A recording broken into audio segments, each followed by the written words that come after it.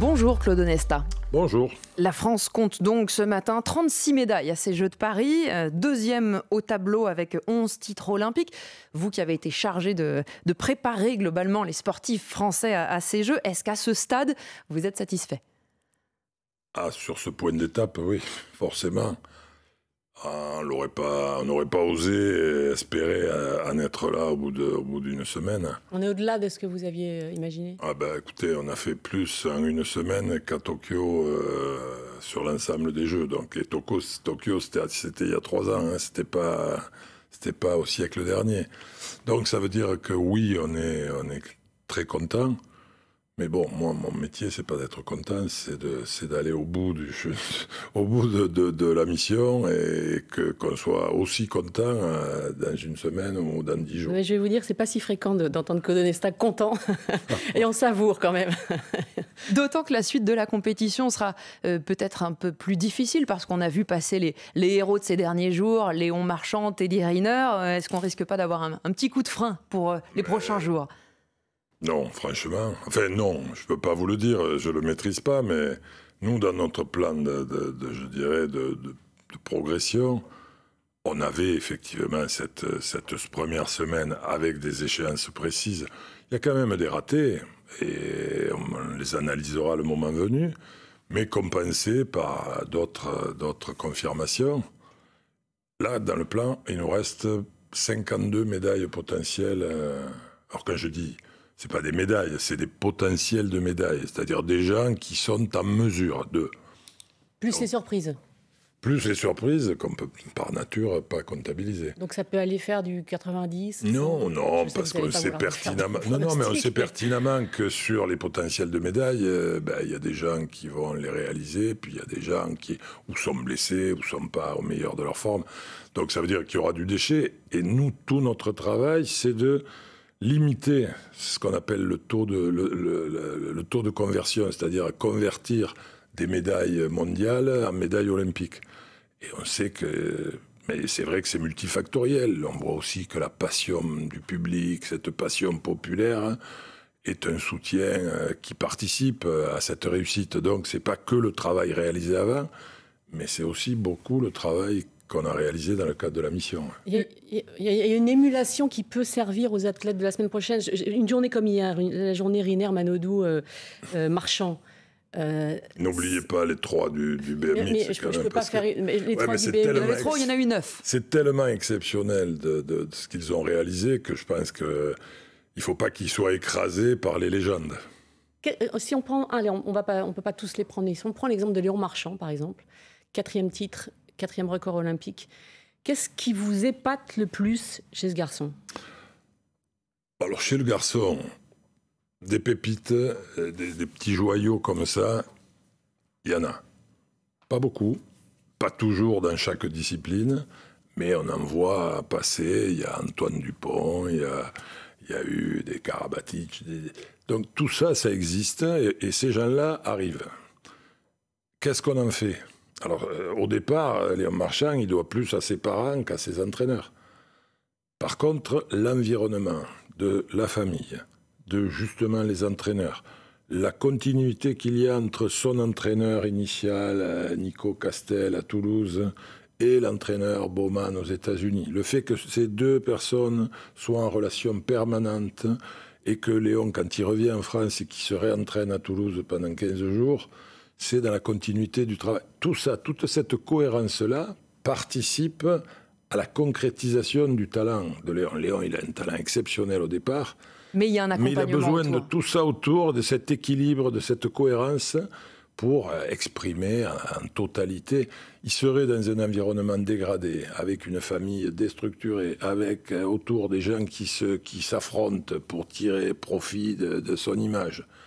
Peut-être qu'il ne serait pas dans les mêmes conditions de réussite aujourd'hui, malgré le talent qu'il peut avoir. Ces pépites-là, ce n'était pas forcément le cœur de votre mission. On va expliquer un peu ce que vous étiez. Donc, vous étiez dans la boucle de Paris 2024 depuis le début, disons clairement, et c'est en 2017, Laurent Flessel, ministre des Sports, qui vient vous voir et qui vous dit, bon, quelle mission allez-vous fixer en fait? Comment on fait pour réussir les Jeux à la maison, c'est ça? Non. Et pour booster la performance? Je pense que Il y a eu une grosse candidature sur l'obtention des Jeux. Et quand on les obtient, c'est septembre 2017, il y a immédiatement la réalité de savoir les organiser, et c'est ce qui est confié à Tony Estanguet et à son équipe. Mais très vite, on se dit aussi, mais des Jeux réussis, c'est bien sûr des Jeux bien organisés, mais c'est aussi des Jeux où les Français sont au rendez-vous de l'événement. Donc la peur, c'est d'avoir des Jeux bien organisés et une équipe de France médiocre. Donc immédiatement, comme j'étais libre à ce moment-là, depuis quelques mois, j'avais quitté l'équipe de France de handball, on me dit, viens voir, et il faut repenser le modèle. C'est pas uniquement faire des médailles à Paris, c'est comment repenser le modèle du sport de haut niveau en France, comment le reconstruire, comment le transformer, et bien évidemment, avec une échéance qui sera les Jeux de Paris, et je tiens à dire que c'est autant dans le champ olympique que dans le champ paralympique, et qu'on construise cette nouvelle structure qui nous amènera à performer dans la durée. Donc ça veut dire que... Et là, j'avais pas pris la mesure de la mission. C'est pas un scoop que de dire que la transformation en France, c'est une complexité. Je pense que j'ai retrouvé en face de moi tous les acteurs de l'écosystème sportif. Parce que certains se voyaient dépossédés de ce qui était jusque-là leur prérogative. L'administration... Votre arrivée n'a pas forcément été très bien perçue par tous, c'est ça que vous essayez de nous dire. Ça a été vécu. Alors bon, je pense que tous respectaient mon parcours précédent et pensaient que je pouvais être légitime, mais j'étais un peu celui qui allait bousculer le système. Donc tout ça, et il a fallu construire, malgré ses oppositions, malgré... Bousculer quoi? Qu'est-ce qui posait problème en fait? Pourquoi réformer? Réformer parce que le système qui avait été établi, alors c'est un système qui date du général de Gaulle, des années 60, et qui dit, parce qu'il a honte des résultats du sport français, il pique une colère et il dit, il faut organiser tout ça. Après les Jeux de Rome, voilà. 5 médailles, aucun titre. Et là, effectivement, on crée à cette époque-là ce que seront les sports-études. On crée les cadres techniques, c'est-à-dire on structure l'encadrement des fédérations pour qu'elles se développent, pour qu'elles développent de manière spécifique le sport de haut niveau. Et tout ça, ça ne marche plus? Et tout ça, petit à petit, ça s'étiole. Mais non pas parce que c'est pas fonctionnel, mais parce qu'autour de nous, les autres ont changé. Le sport de haut niveau à l'échelle mondiale est devenu beaucoup plus complexe, beaucoup plus varié. Et si vous restez sur un modèle, et le modèle qu'il fallait bouger, c'est ce que je pourrais appeler un modèle global.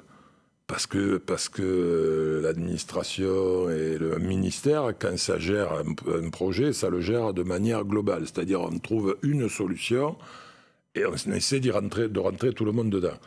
Le sport de haut niveau, c'est l'inverse. Le sport de haut niveau, il y a un système au départ et qui va faire grandir les gamins pour les amener vers le haut niveau, mais la réalisation du très haut niveau, c'est un modèle qui doit s'individualiser. Donc on passe du prêt-à-porter à la haute couture. Et je pense que c'est ce qu'on a fait. On est allé voir chaque athlète, chaque discipline, et on les a traités de manière spécifique. Justement, on va entrer dans le détail de cette réforme que vous avez souhaité appliquer dans un instant. D'abord, un détour par le fil info à 8h41 avec Claire Checaglini pour l'essentiel ce matin.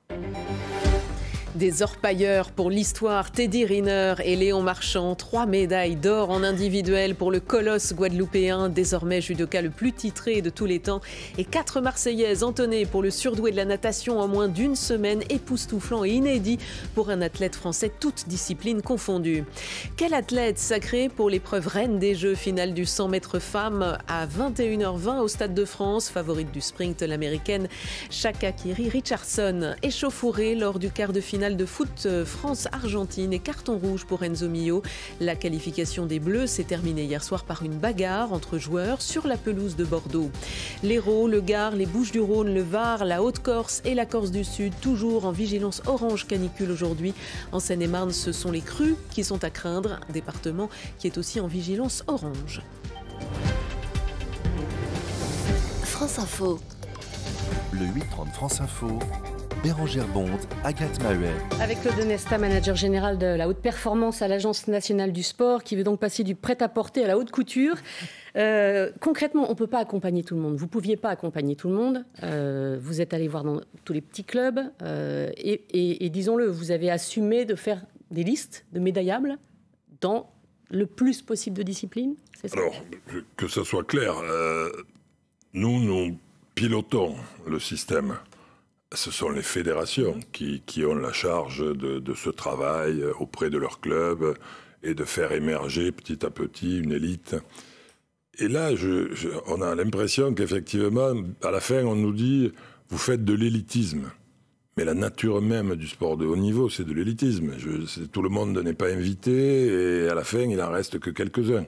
Donc il a fallu en laisser quelques-uns sur le bord de la route. Eh bien non, justement. Et ça a été un des premiers engagements que l'on a pris, c'est-à-dire qu'il y a effectivement, quand on est arrivé, il y a 5000 sportifs qui sont listés sportifs de haut niveau. Et ça, c'est le ministère qui les liste selon des critères très précis. Ces 5000 sportifs, ils sont effectivement des sportifs qui relèvent d'un niveau supérieur à l'échelle de l'État. Pour autant, ça n'en fait pas tous des gens susceptibles d'être médaillés dans les plus grandes compétitions mondiales. Donc nous, ce qu'on a fait, c'est qu'on a été identifiés à l'intérieur de ces 5000. Il y en a aujourd'hui 680, et encore une fois, dans le champ olympique et paralympique. Et ceux-là, ils sont effectivement à proximité de ces médailles mondiales. Pour être un peu précis, le trio du BMX, par exemple, qui fait or, argent, bronze hier, ça, c'est typiquement et des disciplines et des individus qui doivent un petit peu à ce programme leur médaille. Oui, enfin, ils doivent même d'abord, j'entends bien. Ils doivent à leur fédération qui les fait C'est sur travailler. ce genre de profil que vous... Plus que sur des tédérinaires. Ce que je voudrais dire quand même avant, c'est à la fin de notre action, on constate que 73%, je crois, des moyens vont à destination de ces gens qui ne sont pas les cibles prioritaires. Ça veut dire qu'on n'a pas enlevé aux 4300 qu'on n'a pas identifiés comme médaillables, on leur a rien enlevé, on est allé chercher des moyens supplémentaires pour traiter les 680 sur lesquels on devait travailler pour faire des médailles. Donc, ce n'est pas une élite qui vit aux dépens des autres. Les autres continuent à être accompagnés dans de l'insertion professionnelle, au niveau des moyens de fonctionnement. Mais par contre, tous ceux qui rentrent dans la cible des médaillables sont accompagnés, et c'est là que je dis, effectivement, vous me dites tédérinaire. Tédérinaire, il n'a pas besoin de l'argent de l'État. Pour autant, il a besoin, avec nous, de construire le modèle qui lui va le mieux, qui correspond à son besoin, à son âge. Et on a participé avec la fédération à cette construction pour le doter de quelque chose qui est tout à fait à son échelle. L'un des objectifs aussi pour l'ensemble des athlètes, c'est de faire en sorte qu'aucun d'entre eux, aucun des Français qualifiés pour les JO, n'ait eu à se préparer pour la séquence olympique en vivant sous le seuil de pauvreté. Est-ce que ça, c'est un objectif atteint ?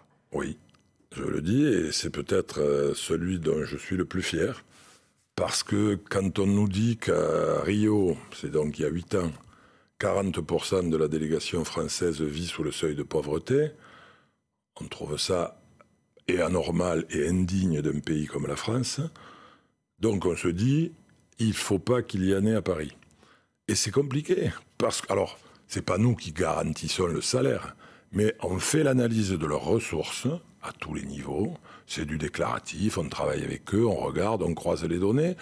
Et on a fait en sorte que les médaillables, ils ont la garantie d'avoir un seuil de ressources à 40 000 € bruts annuels, ce qui fait 2 500 € net par mois, pour pouvoir se dédier complètement à leur pratique et ne pas mettre en danger leur famille. Donc ça, on l'a fait, on a construit petit à petit avec des moyens, avec les entreprises, trouver des entreprises support qui vont les prendre en insertion. Ça a été un très gros travail et je pense que ça participe à stabiliser l'athlète et à le mettre dans des conditions où il va pouvoir beaucoup plus investir sur sa pratique. Et ensuite, il y a une deuxième partie de la délégation qui était aussi liée au fait qu'on était pays hôte. C'est-à-dire on a beaucoup plus d'athlètes qualifiés par le fait que c'est la France qui reçoit. Donc ceux-là sont pour beaucoup des athlètes qui ne joueront pas les premiers rôles dans les compétitions, mais qui y sont présents. Et ceux-là, on leur a garanti d'être effectivement au-dessus du seuil de pauvreté. Alors, assumant, pardon, je vous interromps, mais le choix que vous avez très bien expliqué tout à l'heure de certains médaillables, parce qu'on a aussi entendu, et on entend toujours, des athlètes dans des petites disciplines, c'est pas péjoratif, mais qui font des kiss bang bang. Mais je vais être très clair avec ça. Si l'athlète est identifié par sa fédération comme un athlète qui effectivement est un athlète cible pour les Jeux Olympiques, susceptible de se qualifier. Encore une fois, c'est la fédération qui fait d'abord l'analyse des potentiels. Nous, on n'est pas spécialistes de toutes les disciplines. Donc, quand la fédération nous dit, nous, on mise sur cela, et c'est effectivement pas uniquement ceux qui feront des médailles, c'est ceux qui seront au jeu. Je peux vous assurer qu'aucun ne va faire de cagnotte. Par contre, vous ne pouvez pas empêcher celui qui est 30e français de dire « moi je veux me qualifier pour les Jeux Olympiques ». Vous ne pouvez pas l'empêcher. S'il fait les temps requis, il le sera. Mais quand tu es 30e français, que ta fédération ne mise pas sur toi et que tu veux quand même y aller, moi je peux vous assurer que quand on regarde les gens, certains des athlètes qui font des cagnottes, et ils sont légitimes pour essayer d'aller plus haut. Mais il y en a qui savent, dont on sait pertinemment qu'ils ne se qualifieront jamais pour les Jeux Olympiques. On a l'impression que les cagnottes, c'est un peu endormir les gens qui vont vous soutenir. Donc, je peux vous assurer que personne de ceux qui sont ici n'ont eu besoin de faire des cagnottes, si ce n'est pour avoir, un soutien plus conséquent. Claude Onesta, invité ce matin de France Info, vous restez avec nous. On continue d'évoquer ensemble dans un instant vos missions donc pour la haute performance des athlètes. On parlera aussi des Bleus du handball, quand même, évidemment, avec votre casquette à vous. D'abord, le fil info de 8h50 avec Claire Checaglini. 11 médailles d'or, 12 d'argent et 13 de bronze. Moisson hors norme pour la France et des records en pagaille hier. Léon Marchand accroché au sommet de l'Olympe avec ses 4 titres en une semaine seulement. Exploit aussi ahurissant qu'inédit pour un athlète français. Le triplé tricolore au BMX. Et puis en judo, une légende en or massif. Le meilleur judoka de tous les temps, Teddy Riner, monté 3 fois désormais en individuel sur la plus haute marche du podium. Il y a tout ce qu'il faut au village olympique, se défend la directrice générale de Sodexo. La société en charge des repas et des athlètes est la cible de critiques depuis le début des Jeux. Des embouteillages monstres dans le sens des départs avec une carte tout en noir. Dans le sens des retours, ce sera drapeau rouge en Île-de-France et autour de la Méditerranée, orange ailleurs. France Info. Le 8h30 France Info, Bérangère Bonde, Agathe Maheuer. Et toujours avec Claude Onesta, manager général haute performance à l'Agence nationale du sport. On a entendu des athlètes comme Teddy Riner, Florent Manodou ces derniers mois critiquer le fait que en France, le sport n'est pas tout à fait une priorité à l'école. Vous qui avez été prof de PS il y a un petit moment dans l'éducation nationale, quel héritage pour ces Jeux olympiques dans les écoles de France ? C'est un sujet complexe et qui est effectivement... on ne peut pas dire qu'on ne soit pas une nation sportive. On voit bien l'enthousiasme que peuvent générer ces grands événements. Donc les gens sont sensibles au sport. Ensuite, quelle est la place du sport dans l'organisation de la vie d'un adolescent, d'un jeune adulte ? C'est vrai qu'on a la conscience que faire du sport de haut niveau en France est un handicap dans la construction de son parcours personnel et de son insertion professionnelle. Alors comment faire pour faire tomber ces obstacles-là ? Je pense qu'effectivement, pour moi, le sport de haut niveau n'a pas de valeur intrinsèque. C'est pas s'il s'agissait que d'aller chercher des médailles.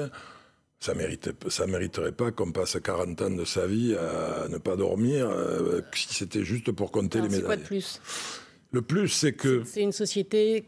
Écoutez, ce que les gens sont en train de vivre aujourd'hui, c'est une passion totale pour le sport. Alors le sport de haut niveau, effectivement, mais ce que ça va engendrer, c'est l'envie de la nouvelle génération, des plus jeunes, de vouloir dans un premier temps ressembler à ces champions et donc aller taper à la porte des clubs pour dire je veux en être.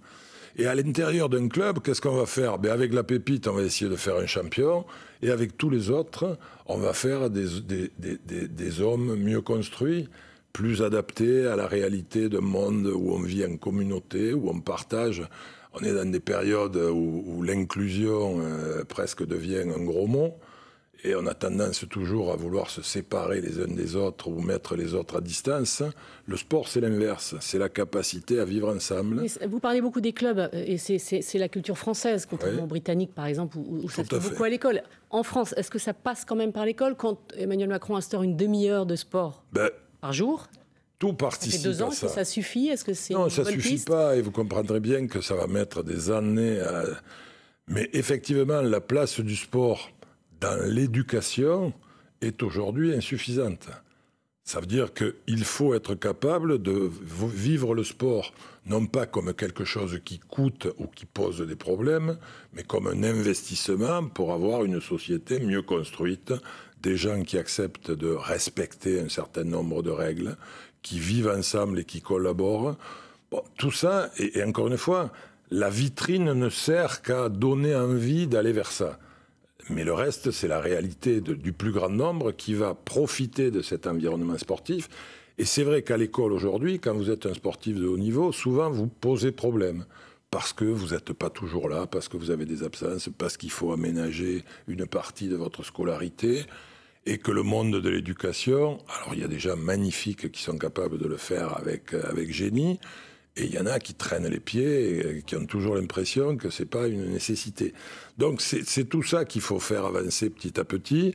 Et faire un peu plus de sport à l'école primaire, c'est forcément quelque chose qui accompagne ce mouvement. Mais je crois qu'il ne suffit pas de dire en France, c'est pas...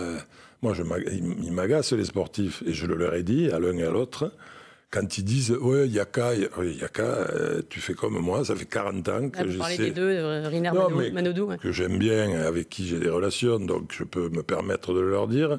Mais je pense que le dire ne suffit pas. Si c'est juste pour faire rire les journalistes qui sont autour, ça n'a pas de sens. Et en même temps, les jeux ne suffisent pas. L'euphorie des jeux ne suffit pas. Personne ne peut croire, je ne sais pas ce que vous en pensez, que ça va changer. Je suis trop vieux pour savoir si que le soufflet retombe. Pour poursuivre. Oui, mais ce cadre, c'est la transformation. Et c'est exactement ce que j'ai été amené à faire depuis 7 ans à l'échelle, je dirais, du périmètre sportif de haut niveau.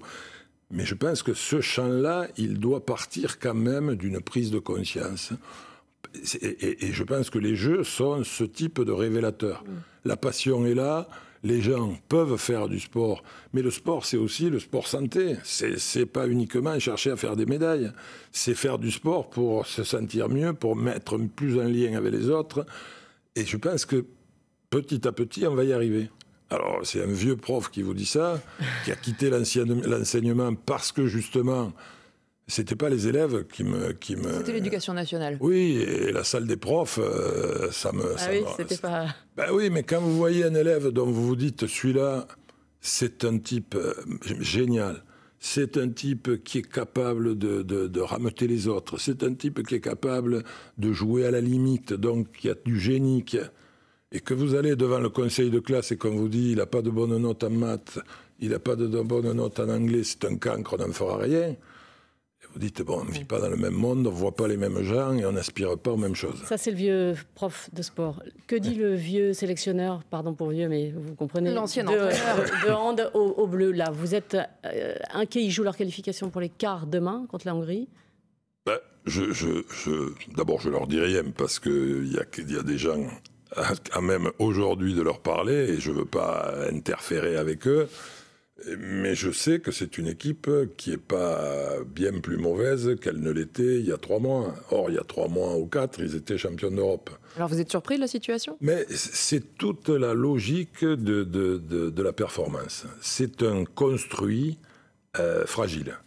Et dès que vous commencez un peu à le perdre de vue, on se rend compte que ce qui paraissait solide et établi peut devenir fragile. Donc, moi, je le dis depuis le début, ils ont raté leur départ, c'est comme ça. Et ils ne reviendront pas dessus. Par contre, il faut ne pas s'affoler. Et il faut reconstruire de manière méthodique pour retrouver de la confiance et petit à petit réagréger tous les morceaux. Et une équipe qui est capable de faire ça est souvent une équipe terriblement mobilisée pour aller au bout des choses.